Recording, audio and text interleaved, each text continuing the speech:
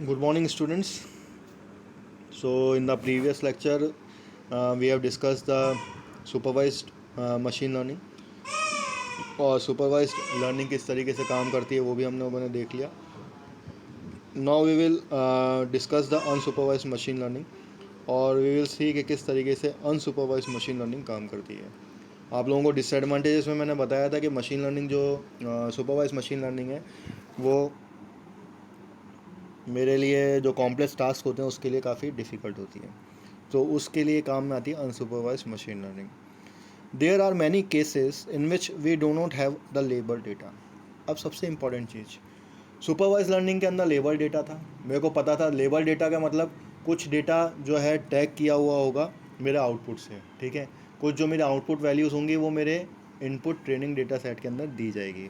लेकिन ऐसा हर बार नहीं होता. हर बार जो मेरा डेटा सेट होता है वो लेबल्ड नहीं होता, ठीक है. And we need to find the hidden part from the given data set. अब ये जो हिडन पार्ट है, हिडन पैटर्न, सॉरी, ये जो हिडन पैटर्न है वो हम लोगों को फाइंड आउट करना पड़ता है in the given data set. तो ये बेसिकली फाउंडेशन है अनसुपरवाइज लर्निंग का. तो सुपरवाइज लर्निंग तो क्या था, सिंपल था क्योंकि एक लेबल डेटा सेट आता मेरे पास, एक प्रीवियसली मेरे पास एक कोई डेटा सेट होता था, उसके हिसाब से उसके बेसिस पे मैं प्रिडिक्शन करके बता देता था, जो बहुत ही ईजी भी था, ठीक है. हमें कुछ प्रीवियस डेटा दिया होगा, उस प्रीवियस डेटा पे अगर मुझे प्रिडिक्शन करना होगा तो वो मेरे लिए ईजी होगा. लेट्स फॉर एग्जांपल, जैसे मैंने आपको एक बच्चे का एग्जांपल बताया था, जब मैं उसको डिफरेंट डिफरेंट शेप्स बता रहा हूँ तो उसके लिए इजी होगा प्रिडिक्शन करना. लेकिन अब आप सोचिए कि मेरे पास लेबल डेटा नहीं है. एक मेरे पास एक रॉ डेटा है, बिल्कुल एक तरह का रॉ डेटा है, ठीक है. अब उस रॉ डेटा के अंदर मुझे एक पैटर्न डिसाइड करना है कि किस तरीक़े का पैटर्न होने वाला है. तो ये बहुत इंपॉर्टेंट पार्ट है. तो हम एक पैटर्न, जो एक हिडन पैटर्न होगा जो मेरे गिवन डेटा सेट के अंदर, वो मुझे प्रेडिक्ट करना पड़ेगा, फाइंड आउट करना पड़ेगा. So for such kind of cases in the machine learning we need the unsupervised machine learning techniques.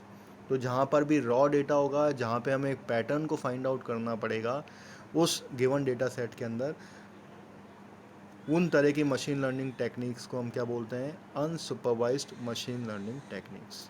Fine. So first of all, we'll discuss what is the unsupervised machine learning. As the name suggests, unsupervised machine learning is a machine learning technique in which models are not supervised by using the training data set. बिल्कुल सही बात है. Unsupervise learning वो learning machine learning technique है जिसमें कि model को supervise नहीं किया जाता by using the training data set. Instead model itself find the hidden pattern and insights from the given data, ठीक है. इंस्टेड ऑफ इट, मॉडल क्या करता है, हिडन पैटर्न को फाइंड आउट करता है और उसके इनसाइट्स देखता है गिवन डेटा के किस तरीके से काम करता है वो. तो ये दोनों चीज़ें बहुत इंपॉर्टेंट है. It can be compare to learn which takes place in the human brain while learning new things, ठीक है. अब जब हम कोई नई चीज़ पढ़ते हैं, जब हम बड़े हो जाते हैं, ठीक है, जब हमारा ब्रेन वेल इनफ हो जाता है.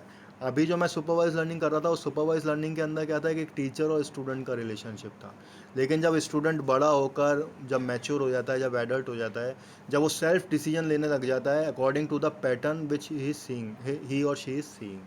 तो जब एक बच्चा बड़ा होकर एडल्ट बन जाता है, तब वो क्या होता है, खुद के डिसीजन मेकिंग लेने लग जाता है, ठीक है, या फिर कुछ खुद के हिसाब से लर्न करने लग जाता है. जैसे कई बार क्या होता है, जैसे मान लीजिए आप कार चलाते हैं, ठीक है. इसका एक मैं आपको एग्जांपल बताता हूँ कि आप कार ड्राइविंग सीखते हैं. कार ड्राइविंग सीखते हैं हम एक अंडर द सुपरविजन, ठीक है. हमारे पास एक कार ड्राइविंग इंस्ट्रक्टर होता है, वो बताता है कि भाई ये क्लच है, ये ब्रेक है, ये एक्सीलेटर है, ये गियर है, इस तरह से स्टीयरिंग को मोड़ना है, राइट मोड़ोगे तो ये तो हमारे पास आ गई बेसिक नॉलेज, ठीक है. That is the example of the supervise learning. लेकिन जब मैं अपने खुद के एक्सपीरियंस से सीखता हूँ, एक हिडन पैटर्न सीखता हूँ, जब मैं खुद के डिसीजन से अपने अपने मॉडल को खुद के हिसाब से पैटर्न से डिसाइड करता हूँ कि हाँ, अगर मैं इतनी स्पीड दूंगा तो इतनी चलेगी, ऐसे हटाऊंगा, ऐसे पैर चलाऊंगा तो ये होगा, विदाउट, जब मैं रिवर्स लगाता हूँ तो मुझे एक्सीलेटर प्रेस करने की ज़रूरत नहीं होती, सिर्फ क्लच को ऊपर करूँगा तो मेरी गाड़ी रिवर्स हो जाएगी. सो ऑल दीज पैटर्न्स, रिवर्स में मेरे को किस तरीके से काम करना है. तो जब मैं एक हिडन पैटर्न को खुद से हिसाब से, अपने हिसाब से, विदाउट एनी अंडर सुपरविजन, जब मैं खुद से चीज़ें सीखता हूँ, that is known as the unsupervise learning, ठीक है. तो जब मैं कोई नई चीज़ मेरा ह्यूमन ब्रेन सीखता है without under the supervision of anyone, तो जब मैं उससे सीखता हूँ तो वो कहलाता है मेरा अनसुपरवाइज्ड मशीन लर्निंग। तो सबसे पहले हम कैसे सीखते हैं, अपनी मदर से सीखते हैं, अपनी माँ से सीखते हैं, फिर अपने फादर से सीखते हैं, ठीक है, फिर अपने टीचर से सीखते हैं, और फिर उसके बाद हम खुद से सीखते हैं। तो जब वो फाइनल स्टेज आ जाती है, जब हमारा ब्रेन इतना मैच्योर इनफ हो जाता है फॉर मेकिंग द डिसीजंस, तब हम नई नई चीज़ों को अपने खुद के हिसाब से लर्न करने लग जाते हैं, तब वो कहलाती है unsupervised learning. So unsupervised learning is a type of machine learning in which models are trained using unlabeled data set and are allowed to act on that data without any supervision. तो ये जो चीज़ मैंने बताई आपको, यही इसकी definition है। Unsupervised learning is a type of machine learning in which models are trained using unlabeled data set and are allowed to act on that data without any supervision. उसमें ना तो कोई सुपरविज़न होगा, ठीक है, ना ही कोई लेबल्ड डेटा सेट होगा। तो मेरे पास कुछ भी नहीं है, मतलब ना तो मेरे पास लेबल्ड डेटा सेट है, ना ही मेरे पास सुपरविज़न है। अब मेरे को कोई एक हिडन पैटर्न निकालना है, अगर वो मैंने निकाल दिया तो मेरा अनसुपरवाइज्ड मशीन लर्निंग बन जाएगी। Why use unsupervised learning. अब बात आती है कि ये पढ़ने की ज़रूरत क्यों पड़ रही है हमें, या ये करने की ज़रूरत क्यों पड़ रही है, क्योंकि बहुत कॉम्प्लेक्स है, ठीक है। जब आपके पास एकदम रॉ डेटा होगा और उस रॉ डेटा के अंदर कोई सुपरवाइज़र भी नहीं है आपके पास, अब आपको क्या करना है, उसके अंदर एक हिडन पैटर्न को निकालना है। जैसे आप लोगों ने देखा होगा जितने भी कॉम्पिटिटिव एग्ज़ाम्स होते हैं उसके अंदर कुछ पैटर्न्स होते हैं, कुछ हमें जो शेप्स से रिलेटेड या नंबर से रिलेटेड कई प्रॉब्लम्स आती हैं, तो उसमें कुछ पैटर्न्स फाइंड आउट करने होते हैं। हम लोगों ने अपने स्कूल लाइफ में भी पढ़ा होगा, ठीक है। तो जैसे मान लिया 2 4 6, उसके बाद फिलिंदा ब्लैंक्स है, तो बट ऑब्वियस है कि उसके बाद 8 आएगा क्योंकि 2 के मल्टीपल्स हैं। लेकिन जब कोई बिल्कुल अलग तरह का डेटा सेट आएगा तो उसके अंदर हम लोगों को एक रॉ डेटा सेट आएगा, तो उसके अंदर हमें पैटर्न फाइंड आउट करना पड़ता है। जैसे जब आप कभी आईएएम्स की तैयारी करते हैं या किसी कॉम्पिटिटिव एग्ज़ाम की तैयारी करते हैं यूपीएससी की, तो उसके अंदर ये सारे पैटर्न्स आते हैं, तो हमें उन पैटर्न्स को देखना होता है, समझना होता है, और उसके बाद उसका आउटपुट प्रेडिक्ट करना होता है। अगर हम लोगों ने कर दिया तो दैट इज़ वेल इनफ, हम अनसुपरवाइज्ड मशीन लर्निंग के पार्ट हो गए। तो unsupervised learning is helpful for finding useful insights from the data, ठीक है। सबसे पहली चीज़ है कि यूजफुल इंसाइट्स मिल जाते हैं हमें डेटा के। Unsupervised learning is much similar as a human learn to think by their own experiences. तो ये सबसे इम्पॉर्टेंट पार्ट है। अभी तक क्या कर रहे थे हम लोग कि हमें जो सुपरवाइज़र बता रहा था वो कर रहे थे हम, लेकिन जब हम अपने खुद के एक्सपीरियंसेस से चीज़ें सीखते हैं, ठीक है, जब हमारा ह्यूमन ब्रेन इतना मैच्योर इनफ हो जाता है, इतना वेल डेवलप्ड हो जाता है, जब वो खुद के डिसीजंस लेने लग जाता है, तब जो चीज़ निकल के आती है, जब जो पैटर्न निकल के आता है, that comes under unsupervised part of unsupervised machine learning. Unsupervised learning works on unlabelled uncategorised data, ठीक है ना तो वो लेबल्ड होगा, ना ही कैटेगराइज्ड होगा वो, ठीक है। अभी तक जो भी हम पढ़ रहे थे लेबल्ड और कैटेगराइज्ड, वो होगा ही नहीं वो, which make unsupervised learning more important, ठीक है। In real world we do not always have input data with the corresponding output, so to solve such cases we need unsupervised learning, ठीक है। हर बार रियल वर्ल्ड डेटा के अंदर क्या होता है कि जब हम रियल वर्ल्ड से एक्सपीरियंस करते हैं, रियल वर्ल्ड इनपुट वैल्यू से एक्सपीरियंस करते हैं, तो हमेशा ऐसा नहीं होगा कि जो मेरा इनपुट डेटा होगा मेरे करस्पॉन्डिंग आउटपुट के हिसाब से होगा टू सॉल्व सच केसेस, ठीक है। तो सारी मेरी जो इनपुट वैल्यूज़ होंगी वो मेरे करस्पॉन्डिंग आउटपुट के हिसाब से लेबल्ड नहीं होंगी, तो इन सच केसेस के अंदर हमें अनसुपरवाइज्ड लर्निंग काम में आती है। तो इस तरीके से अनसुपरवाइज्ड लर्निंग काम में होती है। मेरे पास यहाँ पे इनपुट रॉ डेटा है, तो this is my input raw data, ठीक है। अब मेरे पास अननोन आउटपुट है, नो ट्रेनिंग डेटा सेट, ना तो यहाँ पे कोई अननोन कोई आउटपुट लेबल्ड इनपुट वैल्यूज़ होंगी, ना ही मेरे पास कोई ट्रेनिंग डेटा सेट होगा। अब यहाँ पे क्या होगा, मेरे को इंटरप्रिटेशन करना पड़ेगा इस मॉडल के अंदर, और फिर उसके बाद एल्गोरिथम को सेलेक्ट करना पड़ेगा कौन सी अनसुपरवाइज एल्गोरिथम यूज़ करनी है। उसके बाद प्रोसेसिंग करनी होगी, और प्रोसेसिंग करने के बाद मेरा आउटपुट निकलेगा।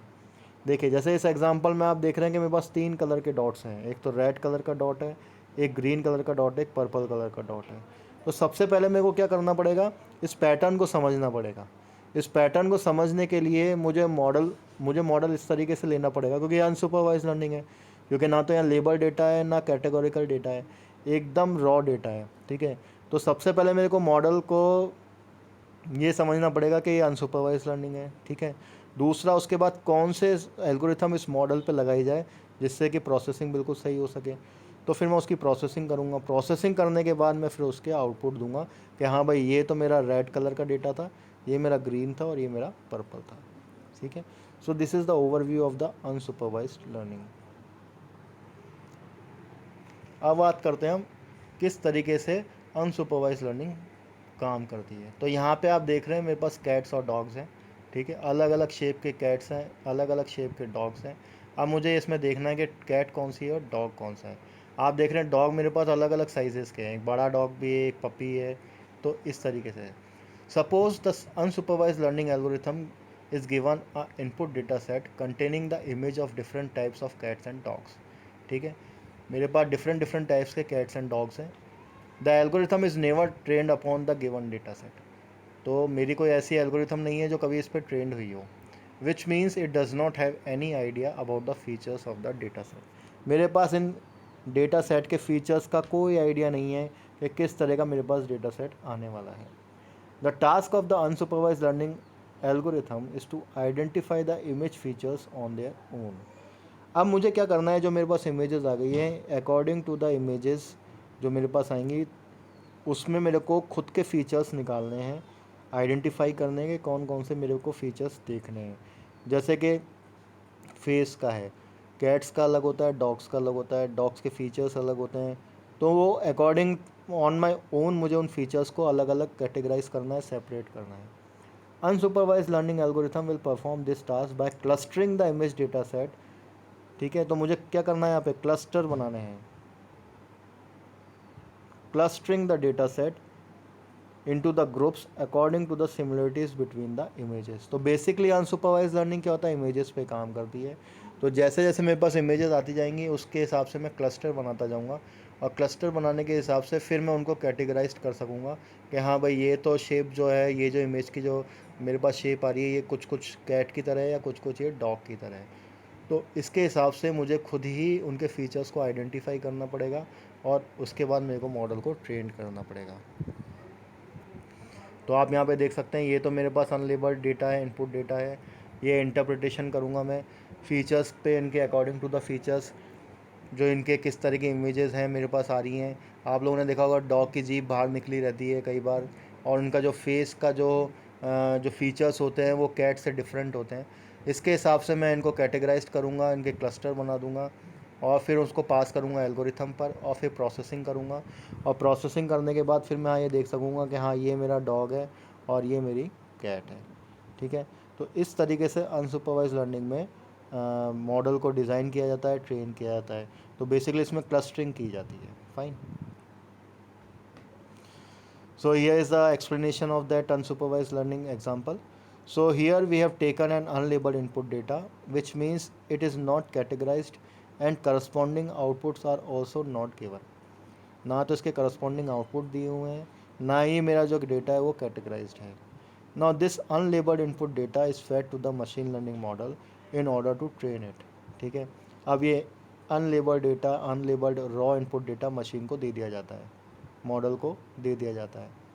Firstly it will interpret the raw data to find the hidden pattern from the data. अब सबसे पहला काम मैं क्या करूँगा कि मैं एक हिडन पैटर्न फाइंड आउट करूँगा, क्या इनके पैटर्न्स हैं from the raw data. Then it will apply to the suitable algorithm such as K mean clustering या डिसीजन ट्री, ठीक है। अब उसके हिसाब से मुझे अपनी सुटेबल एल्गोरिथम्स को चूज़ करना पड़ेगा, चाहे वो के मीन क्लस्टरिंग हो सकती है या decision tree. This is nothing but the example of unsupervise learning जो अभी हम आगे पढ़ेंगे, ठीक है।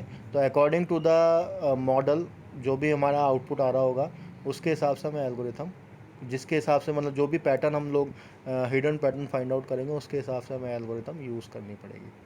Once it applies the suitable algorithm, the algorithm divide the data objects into groups according to the similarities and the difference between the objects. तो जैसे जैसे मेरे पास ऑब्जेक्ट्स आ जाएंगे तो एल्गोरिथम क्या करेगी, इसको डिवाइड कर देगी ग्रुप्स में, जो कि किस पे बेसिस होंगे, उसकी similarities and the difference between the objects. तो जब भी मेरे पास कोई भी ऑब्जेक्ट आएगा, जो भी रॉ डेटा होगा, उसके अंदर कुछ ना कुछ हिडन पैटर्न होगा, बट ऑब्वियस है, या तो वो उसके अंदर कोई सिमिलरिटीज़ होंगी या कोई उनके अंदर डिफरेंसेस होंगे बिटवीन द ऑब्जेक्ट्स।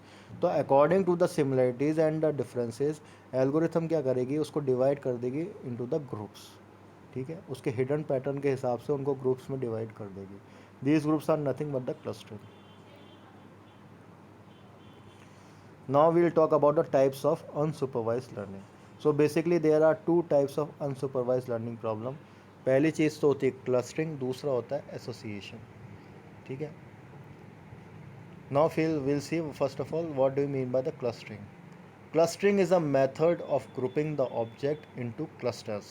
ठीक है, ठीक है, हम ऑब्जेक्ट्स को ग्रुप कर देते हैं क्लस्टर्स में, such that the object with most similarities remain into the group.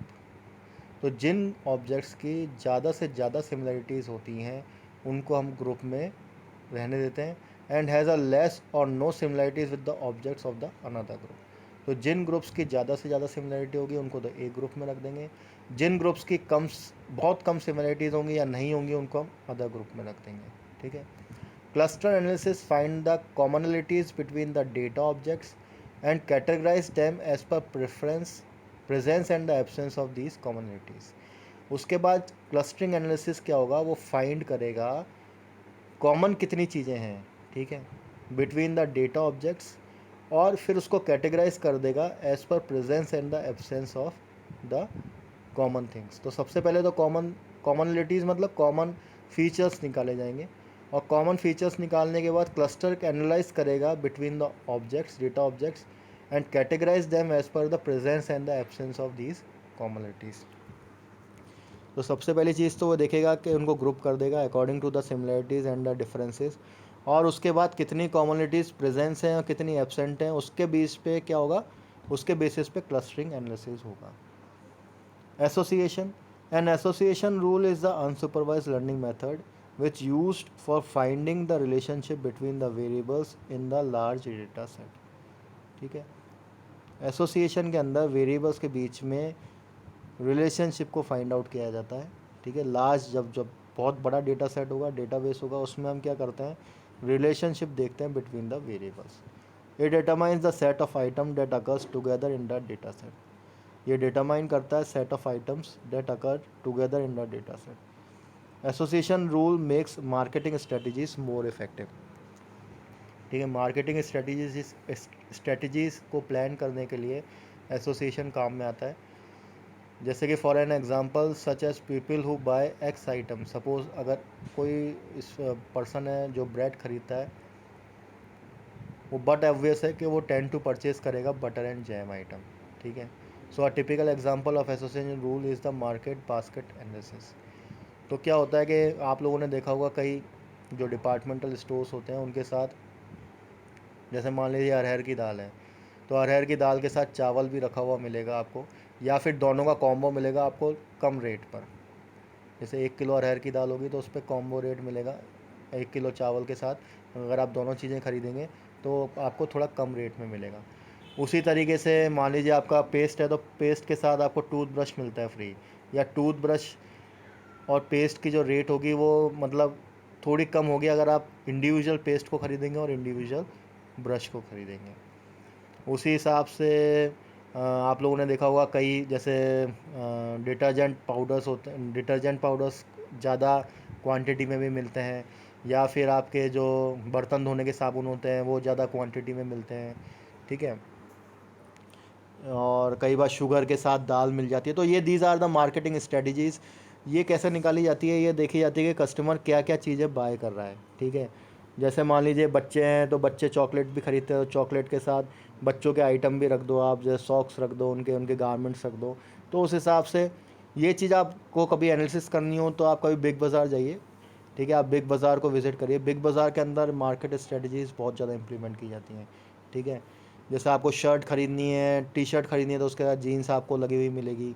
तो इस तरीके से कुछ कॉम्बो मिलेंगे आपको। So these are the examples of the association unsupervised learning.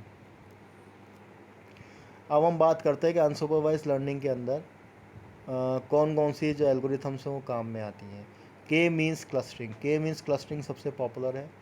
ठीक है। उसके बाद KNN बहुत पॉपुलर है, K nearest neighbour, hierarchical clustering, anomaly detection, neural networks, principal component analysis, independent component analysis, apriori algorithm, singular value decomposition.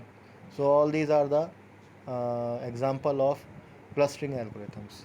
ठीक है. Now we will see the advantages of unsupervised learning.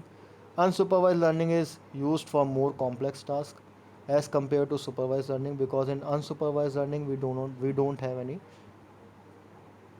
labeled input data. Unsupervised learning is preferably as it is easy to get unlabeled data in comparison to the labeled data. So unsupervised learning is preferably as preferable. ठीक है. जो unsupervised learning है वो ज़्यादा preferable होती है as it is easy to get unlabelled data as compare to labelled data. क्योंकि real world में क्या होता है, लेबल्ड डेटा मिलना बहुत ईजी होता है, वो बहुत डिफ़िकल्ट होता है as compare to unlabelled data. Unlabelled data आपको मिल जाएगा, उस अनलेबल्ड डेटा के अंदर आपको पैटर्न को डिटेक्ट करना पड़ता है.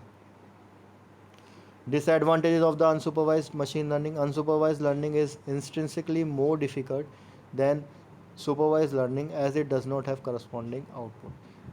जैसा कि मैंने आपको बताया, इसके कोई करस्पॉन्डिंग आउटपुट नहीं होते, इसलिए अनसुपरवाइज लर्निंग थोड़ी सी डिफ़िकल्ट होती है, थोड़ी सी कॉम्प्लेक्स होती है as compare to supervise learning. लेकिन मैं आपको एक चीज़ बताऊँ, डिफ़िकल्ट और इजी भी एक तरह का हम कहें कि एक रिलेशनल टर्म है. ठीक है. क्योंकि अगर हमारा ब्रेन सोचेगा कि हाँ वो डिफ़िकल्ट है, तो वो चीज़ हमेशा हमारे लिए डिफ़िकल्ट रहने वाली है. अगर हम उस पर प्रैक्टिस करेंगे, अगर हम उस पर काम करेंगे, चाहे वो कोई भी चीज़ हो रियल वर्ल्ड में, हमारे रियल टाइम एग्जांपल अगर हम लोग ले लें, हमारे रियल टाइम की जो एग्जांपल्स हैं, जैसे कि साइकिल चलाना है या फिर कोई भी चीज़ हो, आपको कोई चीज़ पढ़ना है, मैथमेटिक्स पढ़ना है, तो वो हमें लगता है वो डिफ़िकल्ट है, वो हमारे एक रिलेशनल टर्म है, हमारे दिमाग को लगता है कि वो टफ़ है, लेकिन जैसे हम उस चीज़ को पढ़ना स्टार्ट करते हैं तो वो हमारे लिए ईजी हो जाता है. तो यहाँ पे भी वही चीज़ है, डिफ़िकल्ट है वो डिफ़िकल्ट जब तक है जब तक हम उसको पढ़ेंगे ही नहीं. ठीक है. जैसे हम उसको पढ़ने लग जाएंगे तो वो डिफ़िकल्ट नहीं रहेगी. डिफ़िकल्ट वो क्यों हो रही है, क्योंकि वहाँ पे रॉ डेटा आ रहा है, तो रॉ डेटा के अंदर हमें ज़्यादा काम करना पड़ेगा हिडन पैटर्न को फाइंड आउट करने के लिए. The result of unsupervised learning algorithm might be less accurate as the input data is not labelled. हाँ, ये भी होता है कि जो हमारा मॉडल होगा, वो जो उसकी एक्यूरेसी होगी प्रेडिक्शन करने की, वो थोड़ी सी कम होगी as compare to the supervise learning, क्योंकि जो इनपुट डेटा है वो लेबल्ड नहीं है. And the algorithms do not know the exact output in advance, क्योंकि हमें पहले एग्जैक्ट आउटपुट पता नहीं होता, सुपरवाइज में हमें पता होता है. So these are the disadvantage of the unsupervised machine learning. So this is the example by picture I can show you कि ये मेरी सुपरवाइज लर्निंग है. ठीक है. यहाँ पे आप देख सकते हैं कि एक स्टूडेंट बैठा है, टीचर बैठा है और सुपरवाइज कर रहा है. और जब हमें खुद से पढ़ना होता है तो that is the unsupervise learning. So by picture also we can understand the difference between the supervised learning and unsupervised learning.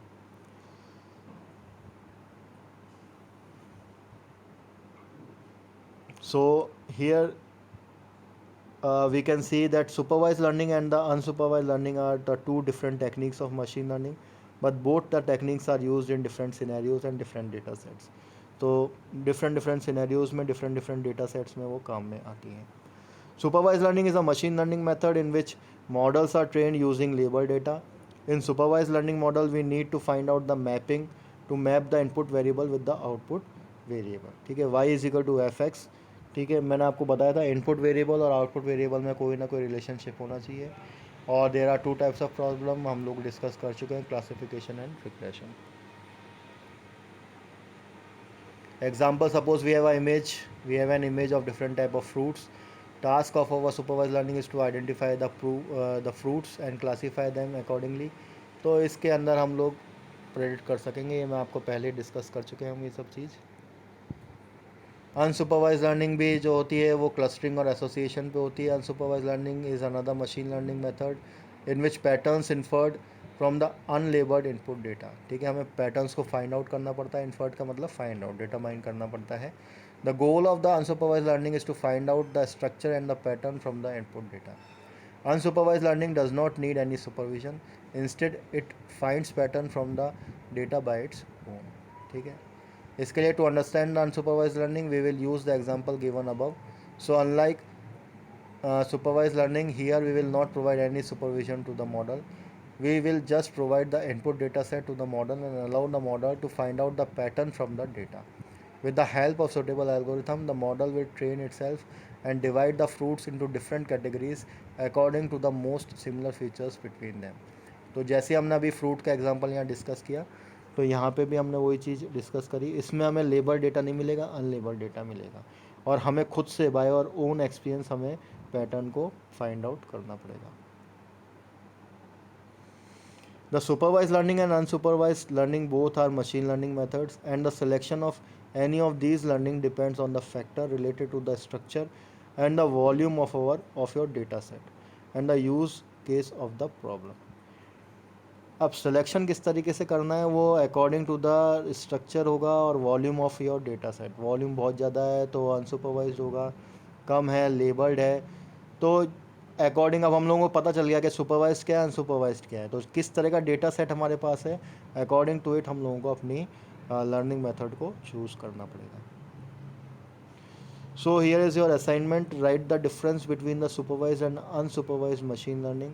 ठीक है, you have to give me at least 10 points और वो सारे के सारे हैंड रिटन होने चाहिए। So that will be your first assignment of this semester of this subject. ठीक है, आप लोगों को डिफरेंस बताना है, आप लोगों को पता चल गया सुपरवाइज्ड क्या होता है अनसुपरवाइज्ड क्या होता है। उसके बाद हम लोग रीइंफोर्समेंट भी पढ़ेंगे, रीइंफोर्समेंट लर्निंग हम बाद में पढ़ेंगे। सबसे पहले अब जो हम लोगों ने अभी सुपरवाइज्ड और अनसुपरवाइज्ड लर्निंग पढ़ ली है, मतलब समझ ली है, इसकी एल्गोरिथम्स किस तरीके से काम करती हैं वो मैं आप लोगों को बताऊंगा। ठीक है, इन द नेक्स्ट लेक्चर्स।